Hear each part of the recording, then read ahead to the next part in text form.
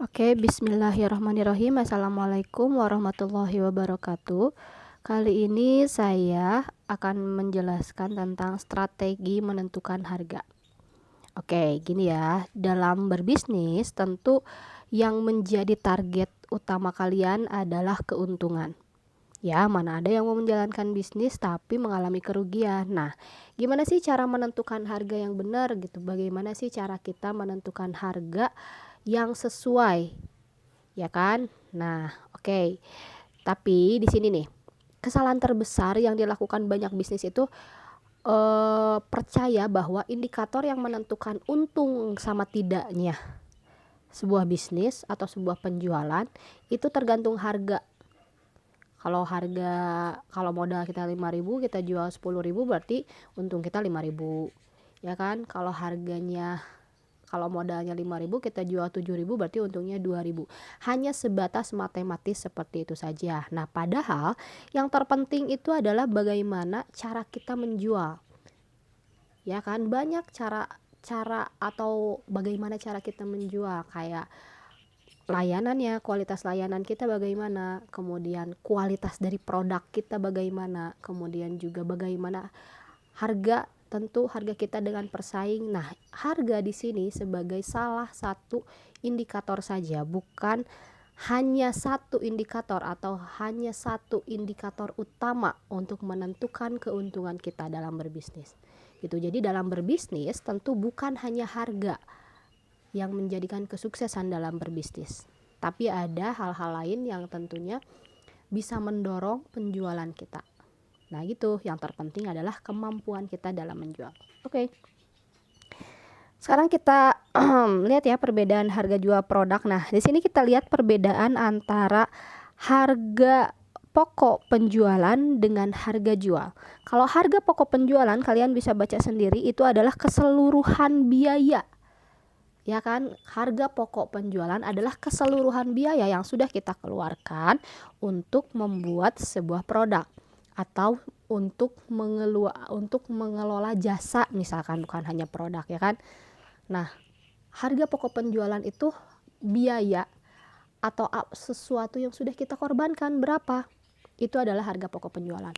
Kalau harga jual ini adalah harga yang kita bebankan pada konsumen gitu. Jadi kalau misalkan harga pokok penjualan bisa kita sebut seperti modal lah ya, modal awal kita berapa. Nah, kalau harga jual ya harga yang kita kasih ke konsumen berapa, misalkan harga HPP-nya atau harga pokok penjualannya 5.000, modal udah dikeluarin biaya semua bla bla bla 5.000 lah. Nah, kemudian kita jualnya 10.000, itu harga jual. Berarti HPP adalah harga pokok penjualan, itu adalah keseluruhan biaya yang telah kita keluarkan ya. Jadi itu bedanya ya antara harga pokok penjualan dengan harga jual. Oke, untuk menentukan harga ini ada dua cara. Sebenarnya banyak ya, untuk menentukan harga itu banyak sekali. Yang pertama adalah kenali konsumen kita. Yang kedua adalah kenali pesaing kita. Ya. Sebentar. Oke. Kenapa kita harus mengenali konsumen? Kita harus tahu dulu konsumen kita siapa. Ya kan? Nah, sekarang saya mau bahas satu-satu tentang mengenali konsumen dulu ya. Oke, nah ini gimana sih cara kita mengenali konsumen kita? Nah, biasanya kalau sudah pebisnis besar itu kita melakukan riset pasar dulu. Kita lakukan riset pasar, misalnya kalian mau jualan di daerah Buah Batu. Nah, lihat di sana penghasilannya berapa rata-rata di sana, orang-orangnya kayak gimana, ya kan? Masing-masing daerah itu punya karakteristik masing-masing. Jadi kita nggak bisa maksain, misalkan kita mau jual jam Rolex, tapi kita jualnya di daerah yang pendapatannya rendah. Ya siapa yang mau beli? Gitu ya kan? Siapa yang mau beli? Nah, ini juga salah satu nih. Kalian tahu nggak kenapa yang punya brand jam Rolex, ya kan, sama brand yang suka kalian beli tuh mereknya QQ, apa sih jam, ya merek itulah yang harganya 20.000, Rolex yang harganya ratusan juta, padahal sama-sama fungsinya buat lihat waktu, ya gak sih? Jam Rolex untuk menentukan apa? Untuk kita lihat waktu, namanya juga jam. Jam yang 20 ribuan sama juga untuk menentukan waktu. Tapi kenapa harganya bisa jauh beda sekali? Ya kan? Nah, kata kalian, ya mungkin kalau misalkan jam Rolex mah jamnya lebih 5 menit kali Bu, karena dia lebih mahal. Ya enggak, sama-sama aja.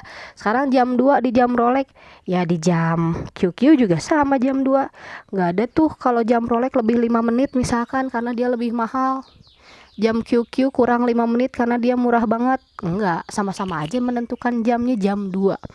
Ya kan? Nah, kenapa jam Rolex bisa menjual harga yang besar sekali, tinggi sekali sampai ratusan juta? Karena mereka mengenali konsumen mereka, mereka menentukan target pasarnya, mereka mau menjual pada orang-orang yang memang mementingkan brand. Makanya mereka membangun branding di sana. Ya kan? Mereka membangun branding, mereka menciptakan brand, ya kan, bahwa jam itu bukan hanya untuk menentukan waktu, tapi bisa juga untuk aksesoris, ya kan. Beda dong kita pakai jam Rolex sama jam QQ.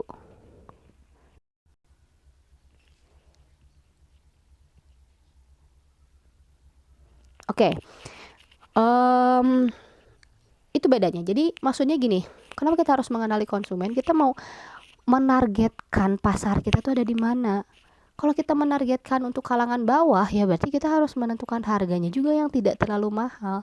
Tapi kalau misalkan kita mau membangun branding, kita mau membangun citra kita yang baik, citra kita yang memang adalah brand yang mahal, ya memang target pasar kita kemana gitu. Jadi kenapa Rolex dia bisa menjual barang yang sangat mahal sekali? Karena dia punya branding, dia menentukan target pasarnya adalah mereka yang mereka orang-orang yang mementingkan brand, ya kan, mereka orang-orang yang mementingkan kualitas mungkin dan lain-lain gitu. Jadi mereka selain mengembangkan brand juga mereka mengembangkan kualitas mereka, ya kan, karena yang mereka jual juga bukan hanya brand tapi juga kualitas gitu. Oke, sekarang kita next. Ini kita buat tiga part kayaknya. Untuk sekarang kayaknya ini part 1. Kemudian nanti ada di video selanjutnya itu part 2. Oke? Ini part 1-nya sampai sini dulu. Terima kasih. Silahkan menonton part 2.